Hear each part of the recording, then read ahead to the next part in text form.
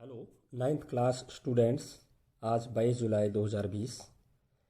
कल बच्चों मैंने आप लोगों को प्रश्नावली 6.2 प्रारंभ की थी, जिसमें मैंने प्रश्न संख्या 1 और 2 आपको बताए थे। बच्चों, इन प्रश्नों में जो नियम मैंने आपको बताए हैं, जब दो समांतर रेखाएं होती हैं, उन्हें कोई तिर्यक रेखा काटती है तो एकांतर कोण बराबर होते हैं, संगत कोण बराबर होते हैं और तिर्यक रेखा के एक ही ओर बने अंतः कोणों का योगफल 180 अंश होता है, अर्थात वो समपूरक होते हैं। और कहीं कहीं पर हमारी एक गुण और लगता है कि जब दो रेखाएं एक दूसरे को प्रतिच्छेद करती हैं किसी बिंदु पर, तो आमने सामने के कोण सम्मुख कोण बराबर होते हैं, जिन्हें शीर्षाभिमुख कोण कहते हैं। वो हमेशा बराबर होते हैं। तो इन्हीं गुणों का प्रयोग करते हुए हम इन सवालों को हल कर रहे हैं। अब मैं प्रश्न संख्या 3 आज बता रहा हूँ आपको, प्रश्नावली 6.2 का। ये हमें एक चित्र दिया हुआ है, आकृति दी हुई है। इस प्रश्न में दिया हुआ है, आकृति में यदि ए बी समांतर सी डी, मैंने आपको बताया दो लाइनें खड़ी खींची जाती हैं, वो समांतर का चिन्ह होता है। आकृति में यदि ए बी समांतर सी डी, ए बी और सी डी समांतर हैं, ई एफ लंब, ये चिन्ह जो है लंब का चिन्ह है, ठीक है, समकोण बनाता हुआ दिखा रखा है। ई एफ लंब है सी डी पर और कोण जी ई डी, कोण जी ई डी माने कौन सा कोण हुआ? ई कोण। जो बीच में आता है अक्षर, वहाँ पर वो कोण बनता है उस बिंदु पर, ई बिंदु पर बना हुआ कोण है।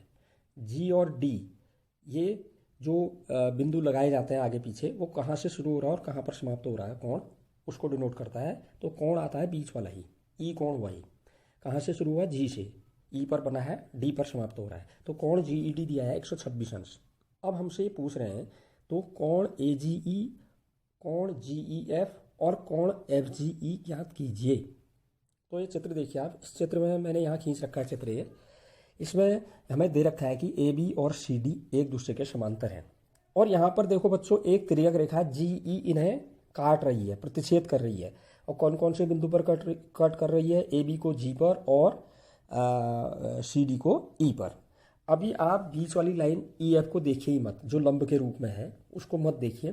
केवल आपने देखना है ए बी और सी डी, ये दो समांतर रेखा है और इनको एक तिरछी रेखा जी ई काट रही है, ए बी को जी पर और सी डी को ई पर। आप ई एफ को अभी देखिए ही मत, ठीक है।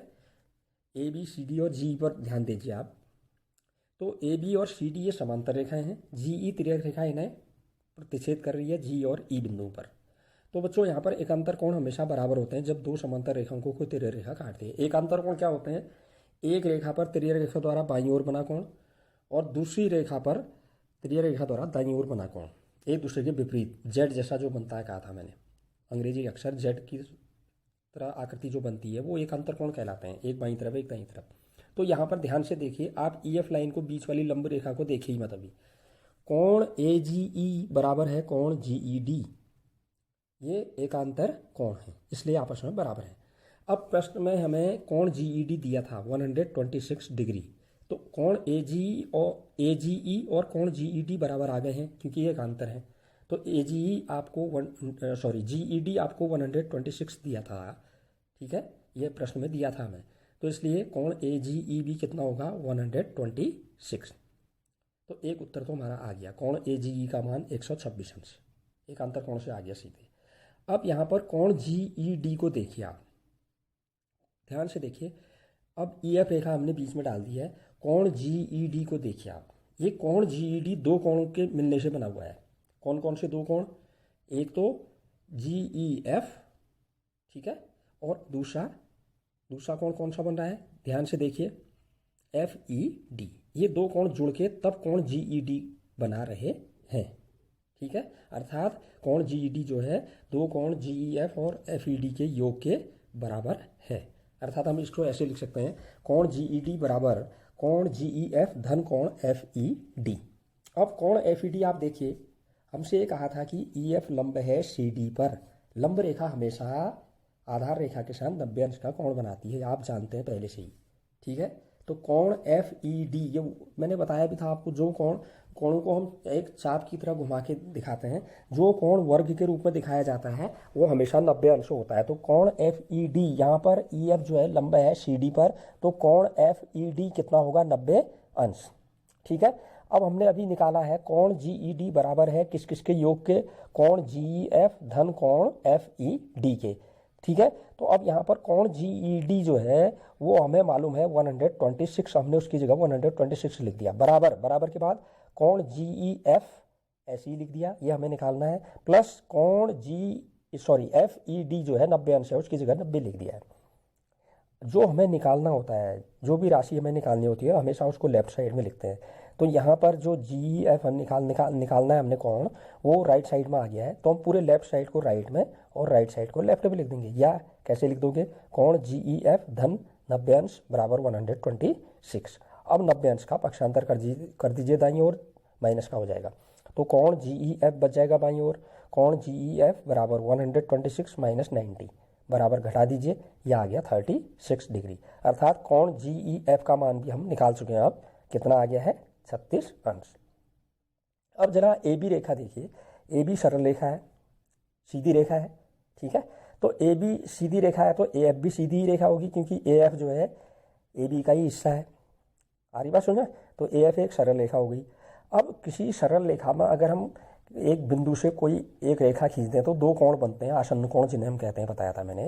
रैखिक युग्म वाली बात आ गई, एक रैखिक युग्म बनता है और ऐसे रैखिक युग्म बनाने वाले कोणों का योगफल 180 अंश होता है। आपने पहले वाले शुरू में पढ़ा था जब हमने रेखाएं और कोण वाला चैप्टर शुरू किया था। ठीक है, तो यहाँ पर ध्यान दीजिए, इस AF रेखा पर G बिंदु पर कोण AGE और कोण FGE एक रैखिक युग्म बना रहे हैं, तो इन दोनों का योगफल कितना होगा, 180 अंश। अतः कोण AGE धन कोण FGE बराबर होगा 180 अंश रैखिक युग्म से। ठीक है, तो अब कोण AGE आप निकाल चुके हैं पहले ही, वो उसकी जगह आप रख देंगे 126 अंश, धन कोण FGE हमें मालूम नहीं है, उसको हमने कोण FGE लिख दिया, बराबर 180। ठीक, अब 126 का पक्षांतर कर दीजिए, तो कोण FGE बराबर 180 अंश माइनस 126 अंश घटा दीजिए, बराबर आ गया 54 अंश। तो जो कोण हमने निकालने थे वो तीनों के मान हमें अब प्राप्त हो गए हैं। कोण AGE बराबर 126 अंश, कोण GEF बराबर 36 अंश और कोण FGE बराबर 54 अंश। अब बच्चों ये प्रश्न संख्या 4 बता रहा हूँ, ध्यान दीजिए। यहाँ भी हमें चित्र दिया हुआ है। आकृति में यदि PQ समांतर है ST, PQ ST के समांतर दिया हुआ है हमें, और कोण PQR बराबर है 110 अंश, तो चित्र में दिखाया भी है। कोण RST, ये भी हमें S पर बना कोण, RST माने कोण बिंदु S पर, बीच पर बना, बीच में जो बिंदु आता है वहाँ पर कोण बनता है। ठीक है, कोण RST बराबर 130 अंश। तो कोण QRS ज्ञात कीजिए। अब जो हमें चित्र दिया है, तो बच्चों हमें यहाँ पर एक तो PQ और एक ST ये समांतर है आपस में, और कोण PQR हमें दे रखा है 110 अंश, कोण RST हमें दे रखा है 130 अंश। अब बच्चों यहाँ पर हम इस सवाल को हल करने के लिए हमें जो कोण निकालना है QRS बीच में इनके, उस कोण को निकालने के लिए हमें एक रचना करनी पड़ रही है। तो यहाँ पर हम एक रचना अपनी तरफ से कर देंगे। बिंदु R जो है, उस R बिंदु से ST के समांतर हम एक और किरण खींच दे रहे हैं, RU नाम लिख दिया उसका मैंने। ठीक है, कुछ भी रख सकते हैं आप, RM RN है ना, जो भी आप रखना चाहें। तो यहाँ पर हमें प्रश्न में दिया हुआ है कि PQ समांतर है ST और दो कोण PQR 110 अंश है, कोण RST 130 अंश है। तो क्या किया मैंने, बिंदु R से ST के समांतर RU खींच दिए। ठीक है, अब हमारा ST और RU एक दूसरे के समांतर हो गए, रचना कर दी हमने। अब जरा ध्यान दीजिए, केवल ST और RU को देखिए, ये समांतर है, रचना कर रखी है R से हमने समांतर ST के। ठीक, इन दो समांतर रेखाओं को SR तिर्यक रेखा काट रही है, ध्यान से देखिए। ठीक, काट रही है। जब तिर्यक रेखा दो समांतर रेखाओं को तिर्यक रेखा काटती है तो एक ही ओर तिर्यक रेखा द्वारा एक ही ओर बने अंतःकोणों का योगफल हमेशा 180 अंश होता है। ठीक, ये मैंने बता रखा है, अभी भी बोला था इससे पहले मैंने पहले सवाल में। ठीक, तो अंतःकोण माने एक ऊपर S बिंदु पर, एक नीचे R बिंदु पर, अंदर की ओर एक ही ओर, मतलब SR के एक ही ओर दाईं ओर, इन दोनों कोणों का योगफल हमेशा 180 अंश होगा। कब, जब ST और RU समांतर होंगे। तो RU हमने समांतर खींची है ST के। ठीक, तो ये दो कोण कौन कौन से हो गए, कोण RST धन कोण दूसरा क्या है SRU बराबर 180 अंश होगा, क्योंकि ये तिर्यक रेखा के एक ही ओर बने अंतः कोण है उनका योगफल हमेशा 180 अंश होता है। अब कोण आर एस टी तो हमें दिया है चित्र में, प्रश्न में दे रखा है 130 अंश, तो उसकी जगह हमने 130 अंश लिख दिया। धन कोण एस आर यू हमें मालूम नहीं था क्योंकि आर से हमने रचना की थी, बराबर 180 अंश। अब 130 का पक्षांतर कर दीजिए, कोण एस आर यू हमारा निकल जाएगा। तो कोण एस आर यू कितना आ जाएगा, 180 माइनस 130 बराबर 50 अंश। अच्छा बच्चों एक चीज़ बताइए, प्रश्न में हमें पी क्यू समांतर दिया था एस टी, ठीक, कल भी एक सवाल आया था ऐसा ही, पी क्यू समांतर दिया है एस टी है तो प्रश्न में दिया ही है पी क्यू और एस टी समांतर है।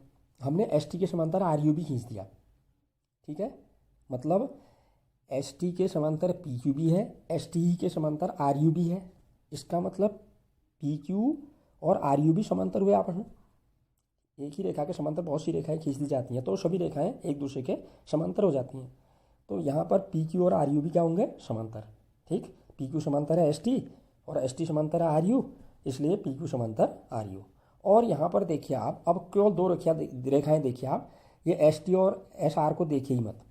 अब आप देखिए पी क्यू और आर यू ये समांतर हैं एक दूसरे के, और इनको एक तिर्यक रेखा क्यू आर काट रही है, ध्यान से देखिए, इन्हें तिर्यक रेखा क्यू आर काट रही है। तो यहाँ पर जब दो समांतर रेखाओं को तिर्यक रेखा काटती है तो एकांतर कोण हमेशा बराबर होते हैं। एकांतर माने एक बाईं ओर और एक दाईं ओर। एक में तिर्यक रेखा के बाईं ओर ऊपर की ओर बना कोण, और तिर्यक रेखा में दूसरी रेखा पर नीचे की ओर बना दाईं ओर का कोण, वो जेड की तरह, मतलब वो हमेशा बराबर होते हैं। अब यहाँ पर एकांतर कोण कौन से हैं, ध्यान से देखिए, एक तो क्यू पर बन रहा है, एक आर पर। क्यू पर क्या बन रहा है, कोण, नाम बताइए उसका, क्यू पर बनने वाला कौन सा कोण है, क्यू पर बनने वाला कौन है, पी क्यू आर, पी से शुरू हो गया पी क्यू आर। और आर पर बनने वाला कौन सा है, क्यू आर यू। तो ये दोनों कैसे होंगे आपस में, बराबर, क्योंकि ये एकांतर कोण है। जब दो समांतर रेखाओं को तिर्यक रेखा काटती है तो एकांतर कोण हमेशा बराबर होते हैं, अर्थात कोण क्यू आर यू बराबर होगा कोण पी क्यू आर, क्योंकि ये एकांतर कोण है, ठीक। अब हमें कोण पी क्यू आर तो दिया ही है चित्र में 110 अंश, तो कोण क्यू आर यू ये कितना होगा, क्यू आर यू कितना होगा, वो भी 110 अंश होगा। अब क्यू आर यू जो कोण है, उस क्यू आर यू कोण में बीच में एक रेखा एस आर भी आई है, अर्थात कोण क्यू आर यू दो कोणों से मिलकर बना हुआ है। कौन कौन से दो कोण, कोण क्यू आर एस और कोण एस आर यू, इनको मिला करके तब कोण क्यू आर यू बन रहा है। अर्थात क्यू आर यू किन किन के योग के बराबर होगा, क्यू आर यू होगा कोण क्यू आर एस और धन कोण एस आर यू के बराबर होगा, ठीक है। तो हम इसको लिख लेते हैं, कोण क्यू आर यू समझ गए होंगे आप, कोण क्यू आर यू दो कोणों कोण क्यू आर एस और एस आर यू से मिलकर बना हुआ है, इसलिए कोण क्यू आर यू बराबर कोण क्यू आर एस धन कोण एस आर यू, ठीक। अब कोण क्यू आर यू कितना अंश है, अभी आपने निकाल रखा है, पी क्यू आर के बराबर है, एकांतर कोण थे 110 अंश, तो क्यू आर की जगह हमने 110 अंश लिख दिया, बराबर क्यू आर एस हमें मालूम नहीं है, कोण क्यू आर एस ऐसे ही लिख दिया, धन एस आर यू अभी निकाल रखा आपने, अभी निकाला था, कोण एस आर यू 50 अंश, तो हमने उसकी जगह 50 अंश लिख दिया।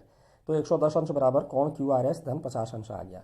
अब हमें जो चीज़ निकालनी होती है हमेशा बाएं पक्ष में लिखते हैं, तो यहाँ पर बाएं पक्ष को दाएं पक्ष में और दाएं पक्ष को पूरा बाएं पक्ष में लिख दीजिए, तो कोण यह आ जाएगा कोण क्यू आर एस धन 50 बराबर 110 अंश। अब 50 का पक्षांतर कर दीजिए, इसलिए कोण क्यू आर एस बराबर 110 माइनस 50 बराबर कितना आ जाएगा, 60 अंश। तो यही हमें निकालना था, कोण क्यू आर एस का मान वो आ गया हमारा 60 अंश। इसको अच्छी तरह से आप एक बार देखिए, एक बार अच्छी तरह देख लीजिए और फिर उसका रफ में आप प्रयास कीजिए एक दो बार, आसानी से समझ में आ जाएगा, ठीक। अब देखिए 5वां प्रश्न बता रहा हूँ, इसमें भी हमें चित्र दिया हुआ है। आकृति में यदि ए बी समांतर सी डी, कोण ए पी क्यू बराबर 50 अंश और कोण पी आर डी बराबर 127 अंश हो तो एक्स और वाई के मान ज्ञात कीजिए। चित्र में एक्स वाई दिखा रखे हैं। यहाँ पर चित्र में देखिए ए बी और सी डी ये समांतर है, हमें दिया हुआ है, ठीक है। ए बी रेखा में एक बिंदु पी लिया हुआ है ऊपर, और सी डी पर दो बिंदु नीचे ले रखे हैं क्यू और आर। पी से क्यू को, पी से आर को मिला दिया गया है। इस तरह से यहाँ पर एक तो बन रहा है बाहर की ओर कोण ए पी क्यू, ये हमें 50 अंश दिया हुआ है, और आर बिंदु पर बाहर की ओर कौन बन रहा है, कोण पी आर डी, ये भी हमें 127 अंश दिया हुआ है। और जो हमें निकालने हैं वो एक जो त्रिभुज बन रहा है पी क्यू आर, उसमें एक क्यू पर बना कोण एक्स निकालना है और पी पर बना कोण वाई निकालना है। तो वही इनका प्रयोग करेंगे हम। दो समांतर रेखाओं को तिर्यक रेखा काटती है तो कौन कौन से कोण बराबर होते हैं, उनके प्रयोग से ही हम इनको निकालेंगे। तो बच्चों यहाँ पर हमें क्या दे रखा है, ए बी समांतर है सी डी। अब ए बी समांतर सी डी को एक तिर्यक रेखा पी क्यू, वैसे दो तिर्यक रेखाएं हैं, एक पी आर है एक पी क्यू, हम केवल पी क्यू को देख रहे हैं अभी, आप पी आर को अभी देखिए ही मत। अभी आप देखिए ए बी सी डी और पी क्यू को, तो ए बी और सी डी समांतर रेखाएं हैं और पी क्यू तिर्यक रेखा इन्हें पी और क्यू बिंदु पर काट रही है या प्रतिच्छेद कर रही है। तो जब दो समांतर रेखाओं को तिर्यक रेखा काटती है तो एकांतर कोण हमेशा बराबर होते हैं। जेड बनना है यहाँ पर ए पी क्यू आर, ऐसे चलिए आप ए से पी की ओर चलिए, पी से क्यू की ओर चलिए, क्यू से आर की ओर चलिए, जेड बनना है। तो ये जेड में बनेगा कोण एक बाईं तरफ एक दाईं तरफ तिर्यक रेखा के। पी क्यू में ए बी रेखा पर ऊपर की ओर बना कोण बाईं ओर, और सी डी रेखा में पी क्यू तिर्यक रेखा द्वारा दाईं ओर क्यू पर बना कोण एक्स, ये हमेशा बराबर होंगे क्योंकि ये एकांतर कोण है। तो कोण पी क्यू आर बराबर कोण ए पी क्यू, ठीक ठीक है ना। तो कोण पी क्यू आर को हम चित्र में एक्स लिखा है तो हम कोण पी क्यू आर की जगह एक्स लिख दे रहे हैं, बराबर कोण ए पी क्यू हमें दे रखा है वो 50 अंश, तो एक्स का मान आ गया हमारा ये 50 अंश। अब एक बार फिर से देखिए, ए बी और सी डी समांतर है, आपको मालूम ही है। अब दूसरी तिर्यक रेखा देखिए, पी क्यू को अब मत देखिए, अब देखिए पी आर भी तिर्यक रेखा है, तिरछी रेखा काट रही है ना। तो जब दो समांतर रेखाओं को कोई तिर्यक रेखा काटती है तो एकांतर कोण बराबर होते हैं।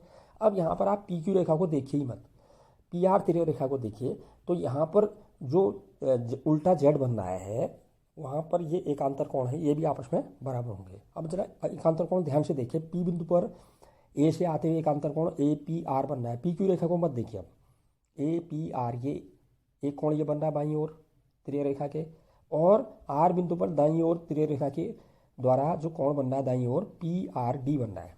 तो ये आपस में बराबर होंगे क्योंकि ये एकांतर कोण है, अतः कोण ए पी आर बराबर कोण पी आर डी, ठीक है।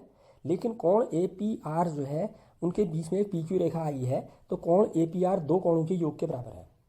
कौन कौन से दो कोण, कोण ए पी आर दो कोणों कौन कौन से कोण, कोण ए पी क्यू और कोण क्यू पी आर के योग से बना हुआ है, इसलिए कोण ए पी आर किस किस के योग के बराबर हो जाएगा, कोण ए पी आर बराबर कोण ए पी क्यू धन कोण क्यू पी आर, या कोण ए पी आर बराबर ए पी क्यू की जगह आप 50 अंश रख दीजिए, वो मालूम है आपको, ए पी क्यू 50 दिया है, धन क्यू पी आर चित्र में देखिए पी बिंदु पर बना कोण, क्यू से लेके पी पर गए, पी से आर को आए, वो वाई दे रखा है हमें, तो कोण ए पी आर बराबर आ गया 50 धन वाई। ये हमने उससे पहले जो आया था हमारा एकांतर कोण बराबर है कोण ए पी आर बराबर कोण पी आर डी, उसको इक्वेशन नंबर फर्स्ट डाल दिया, और जो अभी आ रहा है कोण ए पी आर बराबर 50 अंश धन वाई, इसको समीकरण नंबर 2 डाल दिया।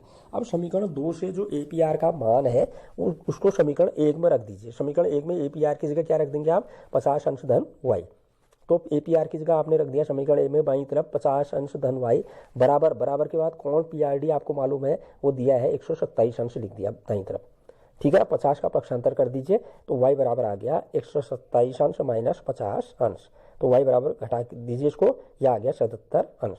तो हमें y का मान भी मालूम हो गया है। तो x का मान कितना आया हमारा, जो कोण पी क्यू आर था वो x था, x का मान 50 अंश हम पहले निकाल चुके हैं, और y जो था वो कोण क्यू पी आर वो अभी अभी निकाल दिया हमने 77 अंश। तो आप इस सवाल को भी अच्छी तरह से अभ्यास कीजिए, और अगर कहीं कोई स्टेप नहीं आ रहा है तो आप दोबारा मुझसे पूछ सकते हैं। अभी छठा प्रश्न देखिए बच्चों। अब जो छठा प्रश्न दिया है उससे पहले भी एक बात बताता हूँ आपको। कक्षा 8 में आपने विज्ञान में दर्पण पढ़े हैं, मिरर्स, विज्ञान में पढ़ा हुआ है, परावर्तन अपवर्तन या आपने पढ़ रखे हैं शब्द, है ना। दर्पणों द्वारा परावर्तन होता है आप जानते हैं, और लेंसों के द्वारा अपवर्तन होता है। चलो मैं विज्ञान में ज़्यादा नहीं जाऊँगा अभी। दर्पणों द्वारा परावर्तन होता है, परावर्तन आप जानते हैं जब प्रकाश की किरण किसी तल पर डाली जाती है और उस तल से टकराकर पुनः वापस लौट आती है तो हम उसे परावर्तन कहते हैं। तो यहाँ पर इस आकृति में वही नियम, परावर्तन के नियम भी आपने पढ़े होंगे। आपतन कोण और परावर्तन कोण हमेशा बराबर होते हैं, इसका प्रयोग भी यहाँ पर होगा, ठीक है। एक अभिलंब होता है, आपतित किरण होती है एक, तो जो किरण डाली जाती है मिरर में, दर्पण में, उसे आपतित किरण कहते हैं, और जहाँ पर वो पड़ती है मिरर में जिस बिंदु पर, उसको आपतन बिंदु कहते हैं, और उस आपतन बिंदु से जब लौट जाती है उसी माध्यम में वो किरण, उसको हम परावर्तित किरण कहते हैं। तो वो जो आपतन बिंदु होता है जहाँ पर किरण पड़ी थी हमारी आपतित किरण, वहाँ पर हम एक लंब खींच दें तो उसको अभिलंब कहा जाता है। उस अभिलंब के साथ जो आपतित किरण कोण बनाती है वो आपतन कोण होता है, और उस अभिलंब के साथ जो परावर्तित किरण कोण बनाती है उसको हम परावर्तित कोण कहते हैं। यह आपने 8 में पढ़ा हुआ है, उसका प्रयोग यहाँ पर होगा, इसलिए पहले बता रहा हूँ, ठीक है। तो बच्चों यहाँ पर चित्र दे रखा है, इस चित्र में दो दर्पण दे रखे हैं, समतल दर्पण है। दर्पण भी आपने पढ़ रखे हैं, अलग अलग होते हैं, समतल दर्पण, उत्तल दर्पण, अवतल दर्पण, 8th में पढ़ा है आपने प्रकाश वाले पाठ में, ठीक है, लाइट वाले चैप्टर में पढ़ा हुआ है। तो यहाँ आकृति में पी क्यू और आर एस दो दर्पण हैं, वो एक दूसरे के समांतर रखे गए हैं, ठीक है। उनके चमकते हुए तल जो है, परावर्तक तल एक दूसरे के आमने सामने हैं, ऐसे रखे हुए हैं, ठीक। एक आपतन किरण कह रहा है, एक ए से एक किरण डाली गई, कहाँ आपतित हुई हो, बी बिंदु पर, पी क्यू दर्पण के। यह आपतन किरण ए बी हो गई, ये यहाँ से बी बिंदु से टकरा गई, परावर्तित होकर के वो कहाँ चली गई, दूसरे नीचे वाले दर्पण के सी बिंदु पर, बी से टकराई और परावर्तित होकर के बी सी मार्ग में सी बिंदु पर गई। सी बिंदु किस में है, दर्पण आर एस में है। अब यहाँ पर ये जो है, इस दर्पण आर एस के लिए पहले वाले दर्पण के लिए तो ये परावर्तित किरण हुई, इस दर्पण के लिए आपतित किरण हो गई, ठीक है। अब सी बिंदु पर फिर टकराई तो सी से फिर इसका परावर्तन हो गया सी डी की ओर, सी डी की ओर ये परावर्तित हो गई है। तो हमें सिद्ध करना है ए बी समांतर होगा सी डी। तो ध्यान दीजिए बच्चों अच्छी तरह। अब एक बात बताइए, इस प्रश्न में जो हमें दिया हुआ है, पी क्यू और आर एस एक दूसरे के समांतर हैं, क्या रखा दर्पण, पी क्यू समांतर आर एस दिया हुआ है, और आपतन किरण ए बी जो है दर्पण के बिंदु बी से टकराती है और परावर्तित होकर यह दूसरे दर्पण के सी बिंदु पर आ जाती है और सी से पुनः फिर ये परावर्तित हो जाती है। तो हमें सिद्ध क्या करना है, यहाँ पर ए बी समांतर होगा सी डी। जो शुरू में आपतित किरण थी और लास्ट में जो निर्गत किरण है निकली हुई सी डी दूसरे दर्पण से, वो समांतर होंगी एक दूसरे के।